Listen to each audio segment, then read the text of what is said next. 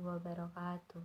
Salam sejahtera bagi kita semua. Perkenalkan, nama saya Arlinda Kurnia dengan NIM 202020207060 dari kelas Biologi 3 dengan kode kelas 273. Saya berasal dari Prodi Pendidikan Biologi Universitas Islam Negeri Raden Patah Palembang.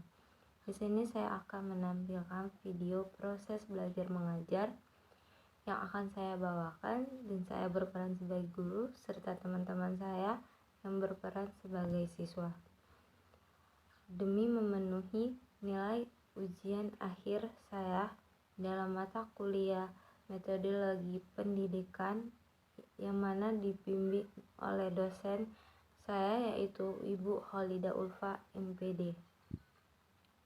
Di sini saya akan memaparkan video proses belajar mengajar dengan model Problem Based Learning atau PBL. Selamat menyaksikan. Assalamualaikum warahmatullahi wabarakatuh. Waalaikumsalam warahmatullahi wabarakatuh.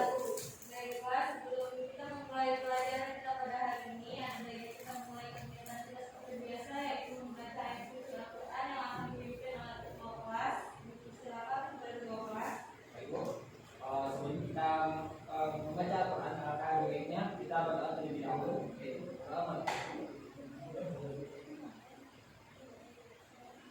Berdoa selesai.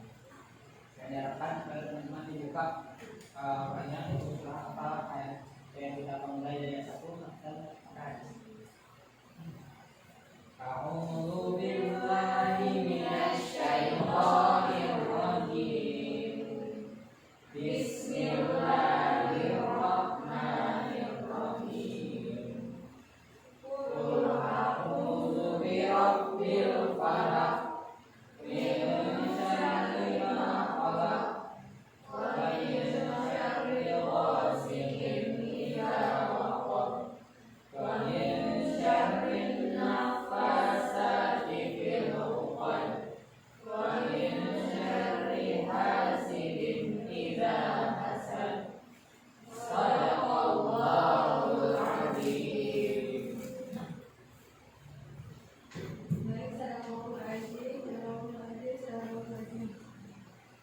Baik, sebelum Ibu memulai pelajaran pada hari ini, Ibu ingin bertanya apakah kabar kalian baik semua? Baik, Bu. Berikutnya Ibu absen ya.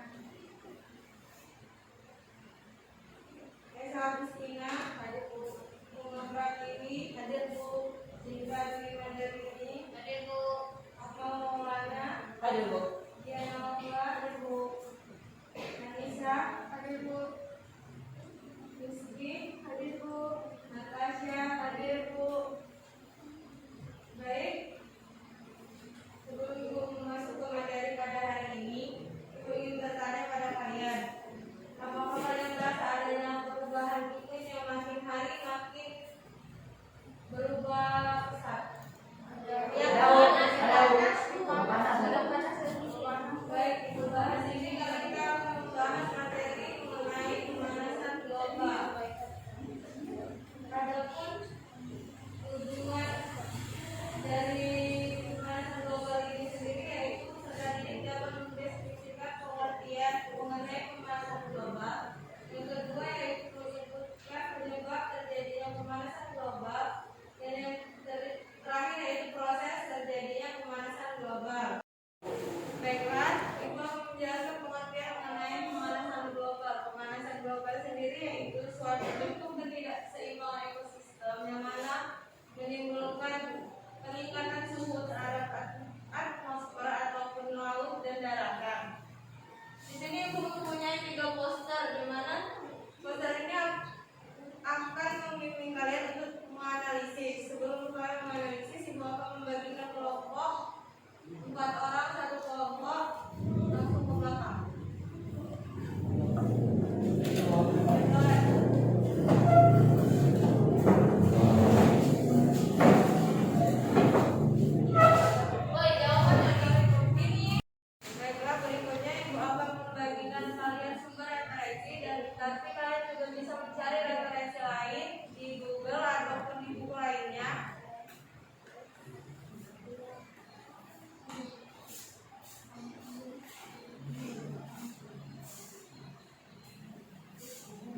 Ciu.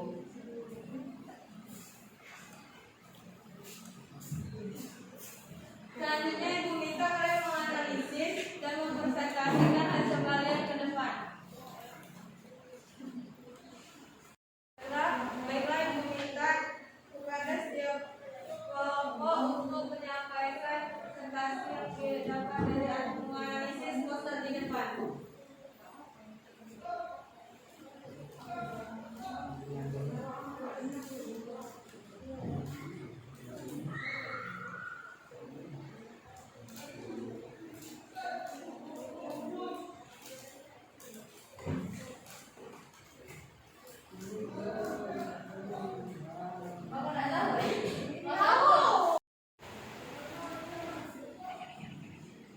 Baik, Pak Anissa.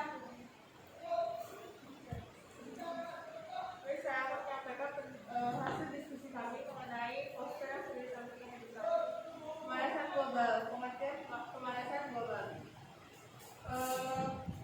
Natural Resource Definition Seal (NRDC) menyebutkan bahwa pemanasan global merupakan suatu proses peningkatan suhu udara karena terperangkapnya panas di atmosfer oleh gas karbon dioksida yang dapat menyebabkan perubahan iklim dan berbagai bencana di ekonomi. Kemudian sejarah dari pemanasan global. Global warming bermula ketika terjadinya revolusi industri pada akhir abad ke-18. Revolusi industri itu sendiri merupakan sebuah perubahan pola produksi yang semula menggunakan tenaga manusia berganti menjadi tenaga mesin. Penggunaan mesin dipilih karena dianggap lebih efisien daripada tenaga manusia sehingga dapat mencapai keuntungan yang lebih besar. Memang benar keuntungan yang diperoleh lebih besar, namun penggunaan mesin akan memerlukan bahan bakar fosil dan lingkungan juga banyak dan menghasilkan gas buangan dari hasil pembakaran atau emisi gas rumah kaca. Macam-macam emisi gas rumah kaca meliputi uap air, karbon dioksida, metan, nitrogen oksida, fluorokarbon, dan sebagainya. Sejak awal revolusi industri, konsentrasi karbon dioksida pada atmosfer bertambah hingga kurang lebih 30%. Konsentrasi metan bertambah 15%, sedangkan hal tersebut sudah terjadi sejak pertengahan abad ke-20. Sekian presentasi dari kelompok kami. Baik. Selanjutnya itu kelompok 2. Saya perwakilan dari kelompok 2 akan menjelaskan penyebab dari pemanasan global. Pemanasan global sendiri disebabkan oleh pemanasan suhu bumi, di mana suhu bumi ini tentunya tidak terjadi begitu saja tanpa sebab yang jelas. Penyebab pemanasan global itu sendiri meliputi yang pertama emisi gas rumah kaca dan gas hasil pembakaran dan hasil bahan bakar fosil. Yang kedua, penggunaan CFC yang berlebihan, misalnya pada perangkat pendingin seperti AC dan kulkas. Selanjutnya yaitu gas karbon dioksida yang berlebihan dari kendaraan bermotor. Selanjutnya yaitu gas buangan industri besar, terlebih jika tidak dilengkapi dengan penyaring atau filter udara. Selanjutnya yaitu polusi gas metana dari pertanian, perkebunan, dan peternakan. Selanjutnya yaitu pengerusakan hewan seperti pembakaran lahan hutan, penebangan pohon-pohon di hutan secara berlebihan. Selanjutnya yaitu pemborosan energi listrik serta pembakaran sampah yang berlebihan. Yang selanjutnya yaitu bagaimana proses terjadinya pemanasan global. Radiasi sinar matahari dipancarkan menuju bumi. Sebagian dari radiasi sinar matahari tersebut dipantulkan kembali oleh atmosfer bumi keluar angkasa dan sebagian lagi masuk menembus atmosfer bumi. Radiasi sinar matahari yang menembus atmosfer bumi ada yang dipantulkan kembali oleh awan, dipantulkan kembali oleh permukaan bumi, dan ada yang diserap oleh permukaan bumi. Radiasi inframerah yang dipancarkan kembali oleh permukaan bumi sebagian dipancarkan kembali keluar angkasa dan sebagian lagi dipantulkan ke segala arah oleh gas rumah kaca yang tidak bisa kembali keluar angkasa. Nah, peristiwa inilah yang biasa disebut dengan pemanasan global. Baik, silakan kembali ke posisi tempat duduk semula.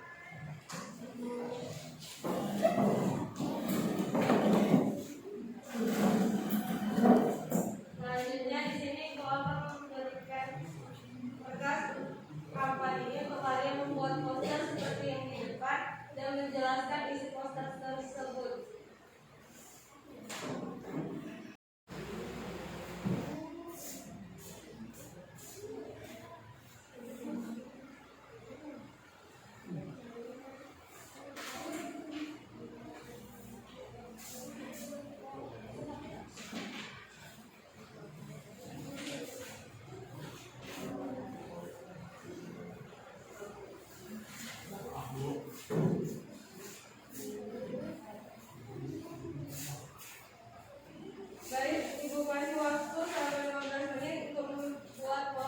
tersebut dan mempresentasikannya ke depan.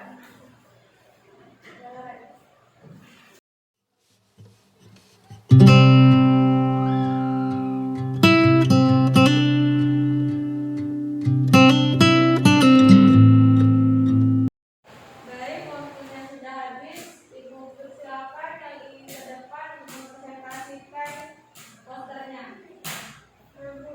Silakan Aisyah.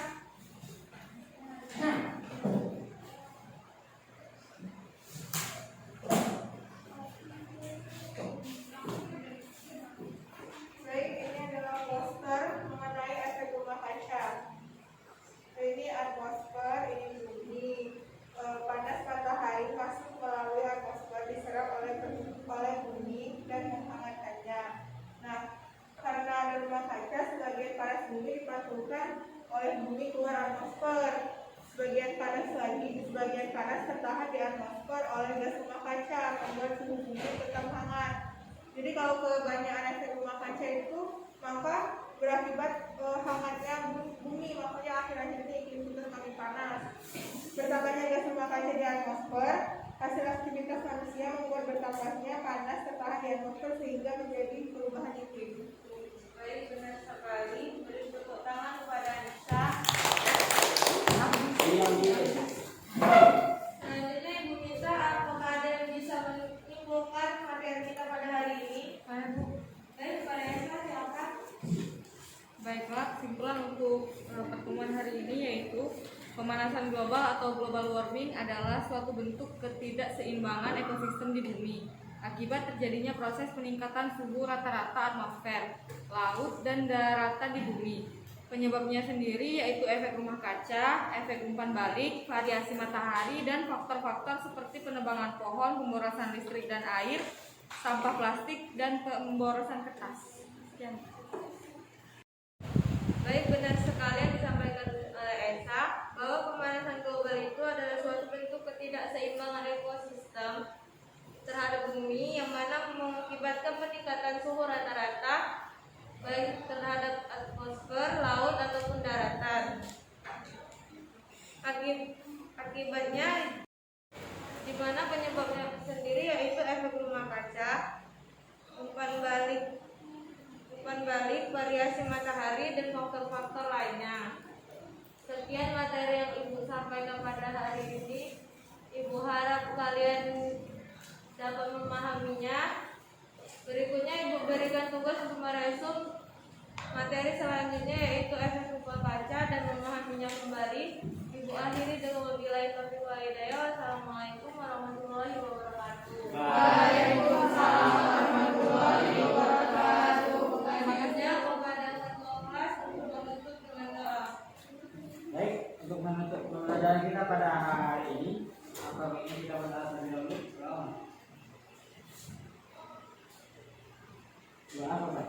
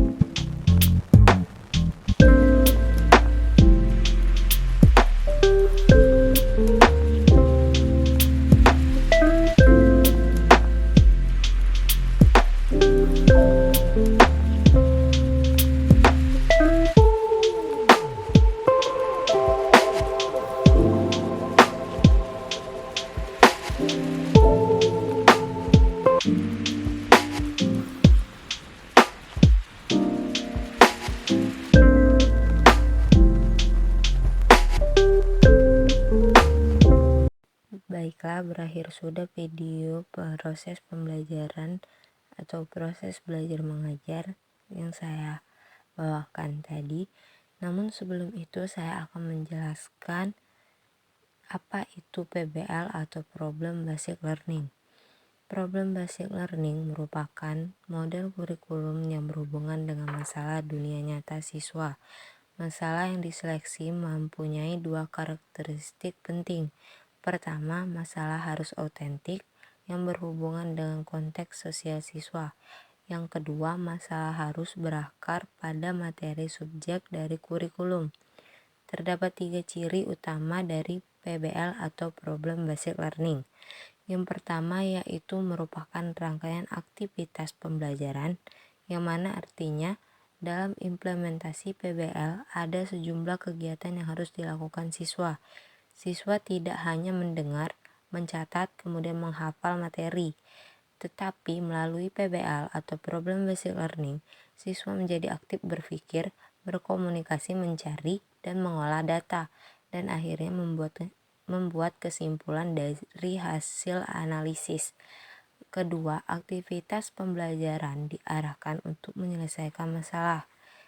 Problem Basic Learning ini menempatkan masalah sebagai kata kunci dari proses pembelajaran. Artinya tanpa masalah pembelajaran tidak akan mungkin bisa berlangsung atau berjalan. Yang ketiga atau yang terakhir, pemecahan masalah menggunakan pendekatan pemikiran secara ilmiah. Problem Basic Learning adalah kegiatan interaksi antara stimulus dan respon, merupakan hubungan antara dua arah belajar dan lingkungan. Lingkungan memberi masukan kepada siswa berupa bantuan dan masalah, sedangkan sistem saraf otak berfungsi menafsirkan bantuan itu secara efektif, sehingga yang dihadapi dapat diselidiki, dinilai, dianalisis, serta dicari pemecahannya dengan baik. PBL merupakan sebuah pendekatan pembelajaran yang menyajikan masalah kontekstual, sehingga merangsang siswa untuk belajar. PBL merupakan suatu model pembelajaran yang menantang siswa untuk belajar, bekerja secara kelompok untuk mencari solusi dari permasalahan dunia nyata. Masalah ini digunakan untuk mengikat siswa pada rasa ingin tahu pada pembelajaran yang dimaksud. Berdasarkan uraian mengenai PBL pun dapat disimpulkan bahwa PBL merupakan pembelajaran menghadapkan siswa pada masalah dunia nyata atau real world untuk memulai ke pembelajaran. Masalah diberikan kepada siswa sebelum siswa mempelajari konsep atau materi yang berkenaan dengan masalah yang harus dipecahkan. Dengan demikian, untuk memecahkan masalah, maka siswa akan mengetahui bahwa mereka membutuhkan pengetahuan baru yang harus dipelajari untuk memecahkan masalah. Baiklah teman-teman, terima kasih. Sekian video saya yang menampilkan proses belajar mengajar dengan model PBL atau Problem Basic Learning dengan media poster. Semoga bermanfaat bagi kita semua. Sekali lagi terima kasih. Saya akhiri dengan wabillahi taufiq wal hidayah. Wassalamualaikum warahmatullahi wabarakatuh.